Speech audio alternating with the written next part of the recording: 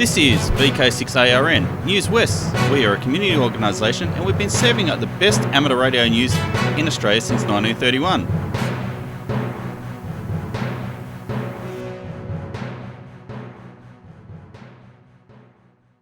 Hi there, I'm Clinton VK6FCRC and welcome to Newswest for the 1st of October 2023. Now on with the show. 4 weeks. 4 weeks until Perth Tech. Who would have thought it'd come around so quickly? No, I'm not panicking, not yet. The program's in the bag, and we have some excellent presentations, a full day of them. You really wouldn't want to miss out, so don't. Perth Tech 2023 is at the Gidgegunnup Recreation Club, 2J Road in Gidgegunnup, just under 20 kilometres up 2J Road from Roe Highway. It's closer to the CBD than many of Perth's so-called suburbs. I unashamedly promote Perth Tech as the premier event of its kind in Australia. I know there are others, but we've been able to offer one thing that the others haven't. It's free. Yep, entry to Perth Tech is free, however. We do charge you $25, which is a full pass-on cost to the caterers who'll supply morning tea, lunch, afternoon tea, and all-day coffee. The lunch fee is not optional. And on the subject of coffee, the caterers last year couldn't believe how much coffee one group of people could consume all day.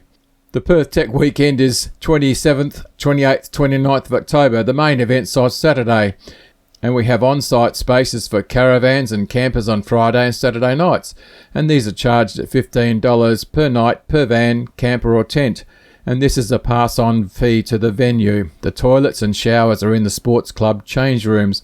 The singing of rousing songs in the change rooms is optional.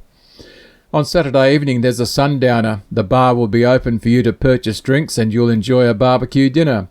And the sundowner is an extra $15. And you can book all of these options online at our Try Booking site. The link is on our website at vk6.net. It's absolutely essential to reserve your spot at the Perth Tech main event on Saturday. We will not accept walk-ins, so book early to avoid disappointment. The website is vk6.net. There are links to the bookings and updated Perth Tech information. Hi, I'm Steve, VK6SJ, with this week's episode of Did You Know? As mentioned the week before last week, this week I'll be doing a review of the 403A Flex Radio PGXL amplifier. This amplifier was designed jointly by Flex Radio and 403A, although while built with the Flex 6000 series radios in mind, is equally good with any other conventional transceiver. I've owned one of these amps for around 18 months now, and it's the last of a string of previous amps of other brands, starting with an RM Italy 600 watt amp that lasted less than an hour, to an Andrews Comms 400 watt solid state amplifier, then an old FL2100 Yaesu amp, and then an SPE 1KFA amplifier. Each amp had its good points. The SP amp was good value for money and convenient in that it has an internal antenna tuner and a 4 antenna switched output, meaning I could get away with less than an optimal antenna, and I didn't need to worry about adding a remotely switchable coaxial relay. This amp is externally controllable via a proprietary application and can also follow the radio when connected via a serial port, so it was a reasonable choice for a remote station as well. Well, how about the PGXL? It's a nominally 1.5 kilowatt amplifier. However, in SSB it will do up to 2 kilowatts PEP depending on the band used. With a pair of 1.5 kilowatt transistors and some very robust design, the amp can work comfortably at 1.5 kilowatts all day on any mode, subject of course to local laws limiting power output, even on modes running at 100% duty cycle like FT8. The amp has a few unique features from a performance perspective that are worth mentioning here. Most amplifiers these days have high VSWR protection. The PGXL is no different and will continue to operate up to a VSWR of 3 to 1. When at that point it alarms out. Prior to that point, it works just fine. Most of my antennas seem to run between 1.1 and 2 to 1 across most bands except 20 metres, where I seem to only have about 200 kHz bandwidth. On-air tests bring out some interesting features. There's an app used to allow monitoring of the important parts of the amplifier on your PC. A lot of higher end amps have a similar feature, but 403A have created a remote connectivity feature that, providing you have a fixed IP address at the site, you can remotely monitor the amplifier. You do need to create a port forward on the DSL modem at the amplifier end to allow the comms through to the interwebs. Other features include 2 inputs/outputs, so you can run 2 radios independently with 2 complete data inputs to control the amp and 2 PTT and ALC inputs. Obviously you can't run 2 radios in transmit at the same time, but if you use 2 radios and want both to be able to access the amp, this is a neat feature. On SSB, the amplifier runs in what is called an AAB mode. This is similar to Class AB, but a little bit more linear and correspondingly a little less efficient. It also runs a mode known as MEFAA, which is used on non-voice modes such as CW and digital modes. This is an algorithm that manages the DC bias on the drain of the PA final transistors, increasing the efficiency of the amplifier. Another neat feature is the harmonics filtering and dummy load. This is a common feature in broadcast transmitter amplifiers and used for the first time on an amateur amp that diplexes the harmonics and feeds the harmonics into a 400 watt dummy load. Without this facility, the PA continues to amplify any harmonics, which are then dissipated by either the final filtering or within the PA itself. To cool the amplifier, there are 3 fans that operate at different speeds or modes depending on the temperature of the amplifier and can also be manually adjusted. When doing the weekly broadcast at 80 metres, I tend to use the fans in broadcast mode, which keeps the amp very cool, even when transmitting constantly for an hour at 400 watts PEP. If you're using the amp in the shack where you operate from, the amplifier has a front panel that allows complete monitoring of the amplifier locally. Like most 2 kW amps, it's a big beastie and heavy, but a lot lighter than, say, an ACOM 2000A valve amplifier. This amp is mains powered and operates comfortably with a 10 amp GPO. Maintenance is often a hot topic with high power solid state amps. These have been sold in Australia for close to 2 years now, and to my knowledge only one has bounced back on warranty. This fault required the replacement of the 2 PA transistors. The fix was identified quickly by 403A, and 2 new pills were dispatched from Montenegro, where the factory is, and received here in Perth within about 5 days, and the amp was repaired quickly in Perth with a minimum of fuss. The amplifier was developed jointly by Flex Radio and 403A, so works seamlessly with the Flex 6000 series of transceiver. As long as the amp is connected to the same LAN as the radio, all main performance parameters are visible within Smart SDR and the operator interface used by Flex, and the only hardware connection between the radio and amp is the coax cable. All control of the amplifier is via the LAN. If you're using a non-Flex transceiver, there's an RS232 serial port as well as an ICOM CIV port. The amp will communicate with all mainstream radios including Flex, ICOM, Yaesu, Kenwood, etc. And in addition there are separate PTT and ALC inputs for each input of the amplifier. Common comment I've heard on this amp is that at a healthy price tag of in excess of $12,000, it really should have antenna switching and an inbuilt ATU. My take on this is that with the ability to work within 3:1 and less VSWR, it really doesn't need an ATU. If you're operating at 2 kilowatts, presumably from overseas where it might be allowed, you really wouldn't be wanting to be trying to feed 2 kilowatts into an antenna with an SWR of more than 2:1 with or without an ATU. If your amp alarms out at 1.3:1, then an external or internal ATU would be a complete necessity. A perfectly tuned antenna can easily go up to 1.3:1 with a warmer balun, and having operated the amp on a few DX contests, I can tell you this is a robust and trouble-free amplifier that I'm very happy with, and I expect that unless ACMA surprise us with allowing more than 2 kilowatts, this will probably be the last brand of amp I have in my shack. The other comment is on the antenna switching capability. On my site that I share with 3 friends, we currently have 7 antennas and will likely have 3 or 4 added in the next 12 months, so the 4 antenna ports on my trusty old SPE 1KFA would still fall short, so I opted for a pair of 403A antenna geniuses, which allow 2 radios to access up to 16 antennas. If I brought an amp with 4 antenna ports, I'd still only be using 1 antenna port in addition to the antenna geniuses. Alright, next week, might have a look at the Antenna Genius suite of switches. Thanks for listening again. This is Steve, VK6SJ, and you've been listening to Did You Know on the Newswest broadcast. This is Newswest from VK6ARN, produced by amateurs for amateurs, purely about the hobby of amateur communication and experimentation. Hello, this is Dennis, VK6AKR for the WAVHF group. September has been a busy month for us, culminating in our annual general meeting last Monday. The club has re-elected its executive members and we welcome Alistair, VK6ATX, to committee.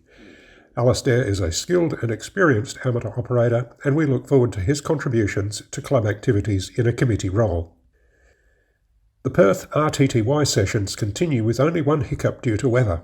We used the VK6RFM repeater as a coordination channel on Wednesday evening, and it proved useful to pass on hints, especially for those cases where poor RTTY signal-to-noise ratio created problems for some participants. The normal Wednesday night sched may prevent others from getting on air, so we could offer an alternative or additional night as an experiment. Suggestions are welcome, either on WA Hams or to the WA VHF group. Activity is increasing in the lead-up to JOTA in just under 3 weeks' time. Clubs and individuals, please make contact with your local scout group and offer your services to make this a really successful experience for scouts of all ages. The WA VHF group will support a couple of sites and hopefully even more next year. Perth Tech is on at the end of this month. The WA VHF group will have a table there, so come and say hello to Robert, VK6WHO, Dave, VK6KV, me, VK6AKR, and others who may be there. We will have a few of our projects on display so that you can get an idea of what we do to share and enhance amateur radio in VK6. If you are near Wireless Hill in Applecross next Saturday the 7th, please consider dropping in. That is our first activity day for October, so call in for a cuppa and a chat. You'll find us a pretty friendly bunch. 73 from Dennis, VK6AKR for the WA VHF Group Incorporated. Yes, it's me again. I'm Bob, VK6POP, reminding you of the fantastic Perth Tech raffle. We have 3 fantastic transceivers as prizes, and any of which would be a useful addition to your radio arsenal. Leading the prize list is a Xiegu X6100 portable SDR transceiver, which is a well-featured radio, and it's got a built-in battery and antenna tuner, with many other features. The Xiegu is valued at $1 under $1,000. The second prize is the ICOM IC2730A dual-band VHF UHF transceiver with remote head. This rig has dual-band simultaneous receive capability with easy-to-see large white backlit LCD display screen. 50 watts of output power on both VHF and UHF, so that's a handy little rig, and it can be used with an optional Bluetooth headset. Be great for driving, wouldn't it? And third prize is a Yaesu FTM3100R. It's an analog FM 2-meter transceiver, and it's a tough little unit, and it provides an output power of up to 65 watts. There you go. And the tickets are on sale now, and the raffle will be drawn at Perth Tech on Saturday the 28th of October. Prizes will be posted or delivered to winners who are not present at Perth Tech, so you don't have to be there, although you should be at Perth Tech, but you don't have to be there to win a raffle prize. Tickets are only $5 each, and the link to online ticket sales is on our VK6.net website. Did you get that? VK6.net. The Perth Tech raffle is conducted by WA Amateur Radio News Incorporated, and the proceeds of this raffle enable us to stage Perth Tech for the benefit of amateur radio in Western Australia. Go to VK6.net to purchase tickets.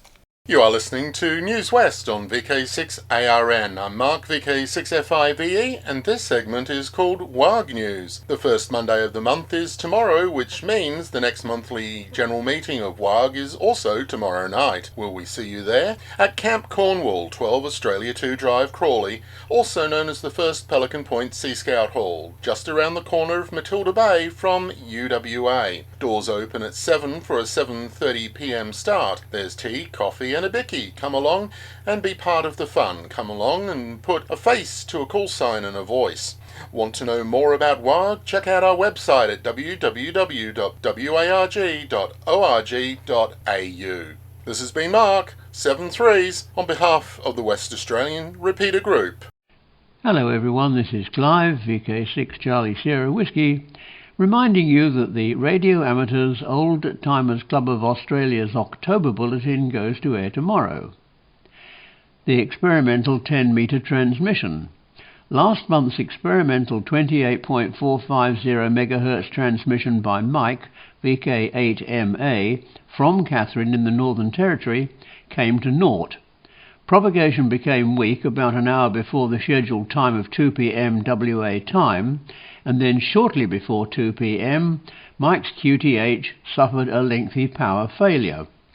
Nevertheless, Mike thanks everyone who listened out on 10 metres and hopes for better luck if this propagation experiment is repeated in the future. Now, this month Andrew, VK3CAH, brings us the latest club news, after which I'll be talking about the Earth Inductor Compass, followed by Bill, VK3BR, telling us about the AA3 Mark 7 gunfire control system. Everyone, RAOTC members and non-members alike, is most welcome to listen to the program and to join in the callbacks afterwards. At 8 a.m. local time tomorrow, there's a transmission via digital mobile radio on the VK-DMR network Talk Group 5. At 9 a.m, Chris, VK6JI, will transmit the bulletin on 80 metres on 3620 kHz, and at 10 a.m, there's a transmission via the Newswest linked repeater system, together with a transmission on 40 metres on 7088 kHz by Chris, VK6JI. On Wednesday, October the 4th, we have a D-Star broadcast at 4:30 p.m. WA local time. This will be transmitted via D-Star Reflector 91C and will follow the D-Star news line. On Sunday, October the 8th, repeats of the RAOTC bulletin follow the 160 metre and 40 metre broadcasts of the WIA news. Full details of all transmissions, times and frequencies are published on the RAOTC website at raotc.org.au, or just Google RAOTC broadcasts.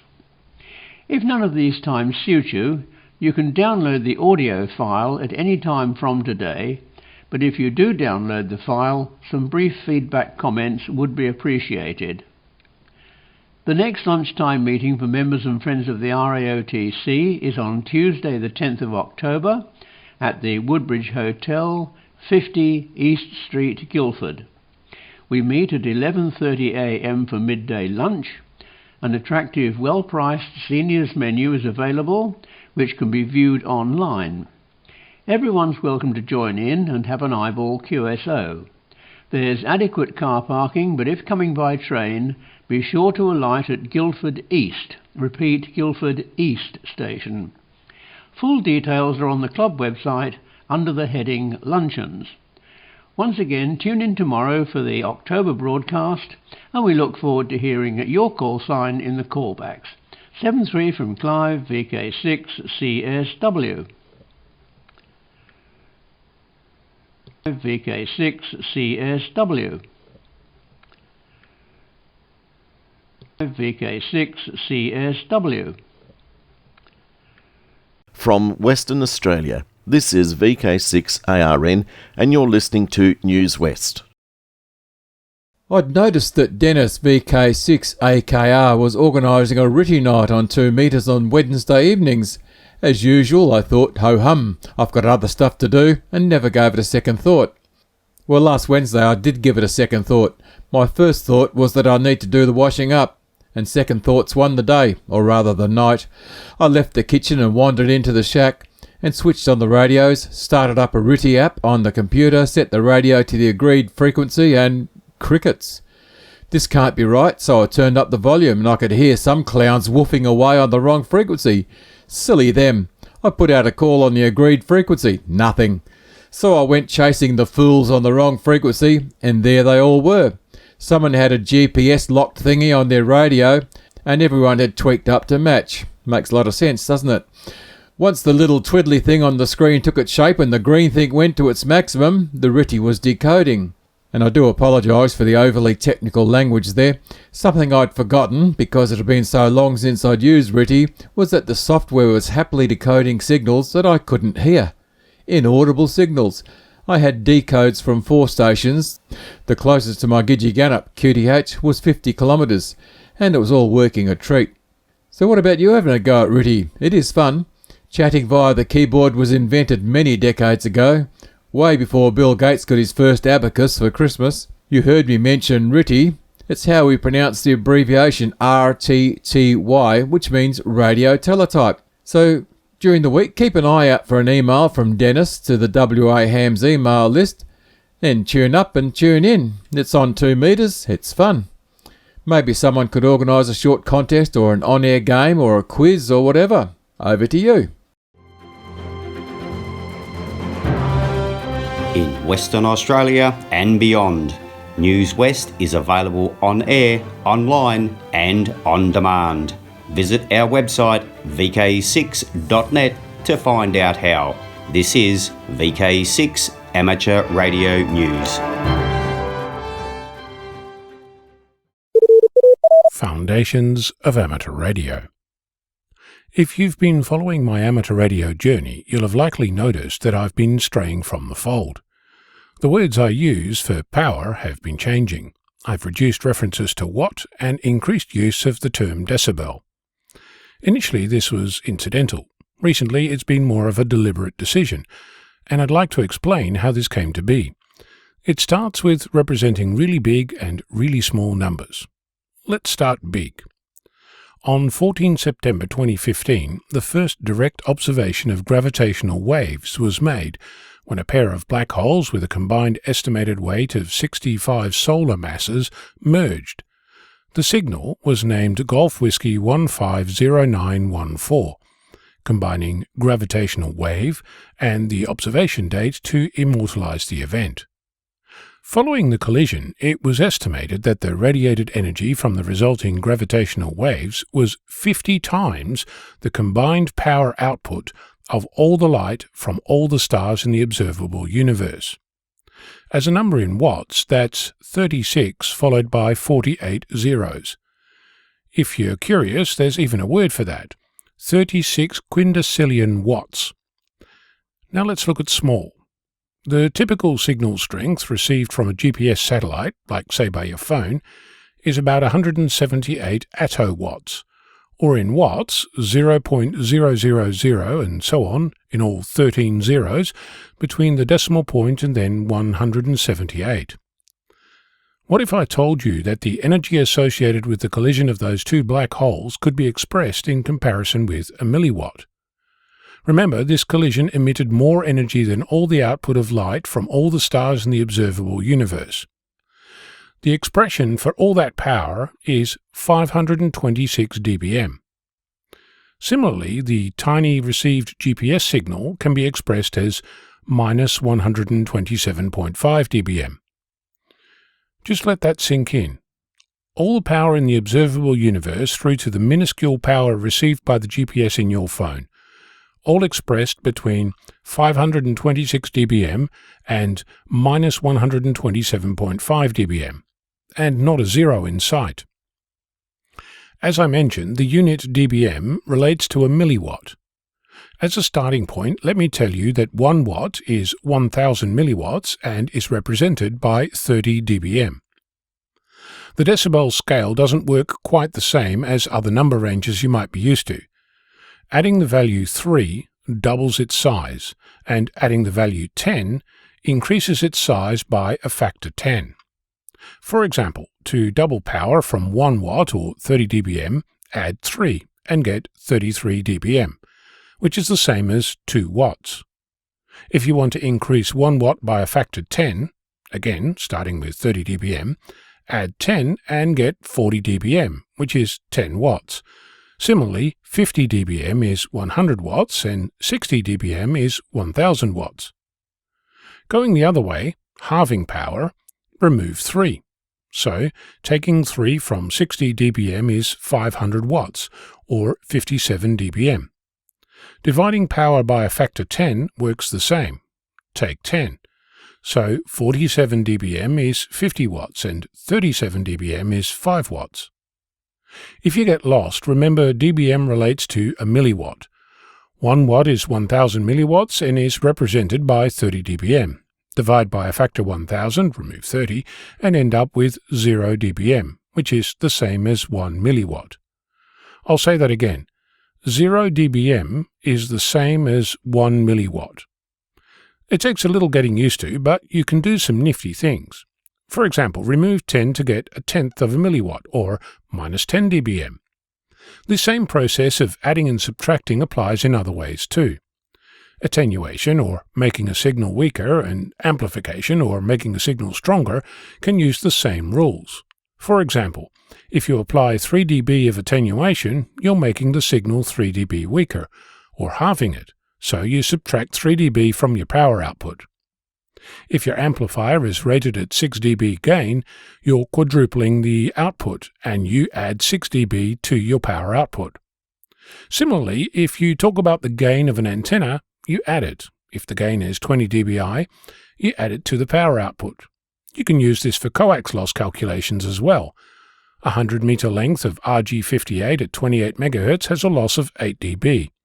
You can directly subtract this from the power output of the transmitter and know precisely how much power is making it to the antenna. There's more. The radio amateur S9 signal strength on HF, something which we consider to be a strong signal, can be expressed as minus 73 dBm, or a very small fraction of a milliwatt. An S8 signal is 6 dB weaker, or minus 79 dBm. A 20/9 report is minus 53 dBm. I will point out that this is at 50 ohm. As a result, we now have a continuous scale for all the elements in the transmission chain between the transmitter and the receiver. While I'm here, I've already mentioned that negative dBm readings relate to fractions of a milliwatt, so values between 0 and 1. This highlights one limitation of this scale. We cannot represent 0 watts. Mind you, that doesn't happen all that often. The thermal noise floor in space at 1 Hz bandwidth, that's at 4 kelvins, is minus 192.5 dBm, which practically means the minimum level of power we need to express. It's also a good value to remember, because if you're doing funky calculations and you end up with a number less than minus 192.5 dBm, you can pretty much guarantee that you've probably made a boo-boo. 0 watts using the dBm scale is represented by negative infinity, or essentially a division by zero error. Really not defined. So there's that. I'm Ono, Victor Kilo 6, Foxtrot Lima Alpha Bravo. Hello and good morning, this is Roy, VK6 X-Ray Victor, with this week's helpline for the 1st of October, brand new month. And I don't have any new items for you, but I still have 3 repeats from last week. We're looking for a Collins 5-1 Juliet 4 general coverage receiver. Prefer working condition, of course. Prepared to administer TLC if need be, says Steve, VK6 Victor Zulu. Now let him know what the details are and how much, etc. His email address is Sierra Tango Echo Victor Kilo 6 Victor Zulu at tpg.com.au. That is Steve Victor Kilo 6 Victor Zulu at tpg.com.au. Next one wanted is an antenna analyzer covering frequencies from 100 kHz to 600 MHz, such as the Rig Expert or other brands similar. It can sweep the spectrum.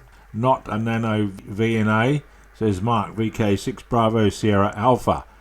If you have one of those and surplus to your requirements, please contact Mark. His email address is Victor Kilo 6 Bravo Sierra Alpha at gmail.com.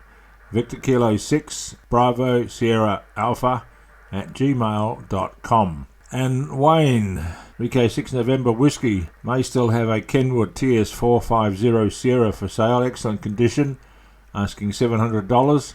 Contact him on 0499 450 505.